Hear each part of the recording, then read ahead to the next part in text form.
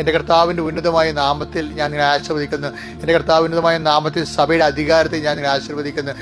എൻ്റെ കർത്താവ് ഉന്നതമായ നാമത്തിൽ സഭയുടെ അധികാരത്തിൽ കുരിശിൻ്റെ അടയാളത്തിൽ ഞാൻ നിങ്ങളെ ആശീർവദിക്കുന്നു. കുരിശിൻ്റെ ശക്തി ഉത്ഥിതനായ കർത്താവിൻ്റെ ഉത്ഥാനത്തിൻ്റെ അടയാളമായി അവശേഷിപ്പിക്കുന്ന അടയാളമായ കുരിശിൻ്റെ അടയാളത്തിൽ ഞാൻ നിങ്ങളെ ആശീർവദിക്കുന്നു.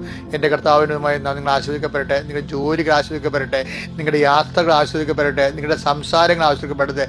നിങ്ങളുടെ കൊടുക്ക വാങ്ങുന്ന വിനിമയങ്ങൾ ആസ്വദിക്കപ്പെടട്ടെ. നിങ്ങളുടെ സൈനുകൾ രജിസ്ട്രേഷൻസ് ആസ്വദിക്കപ്പെടട്ടെ. നിങ്ങൾ കണ്ടുമുട്ടുന്ന വ്യക്തികളും സംസാരിക്കുന്ന വ്യക്തികളും തീരുമാനങ്ങളും പങ്കെടുക്കുന്ന സമ്മേളനങ്ങളും പോകുന്ന മീറ്റിങ്ങുകളും ആസ്വദിക്കപ്പെടട്ടെ.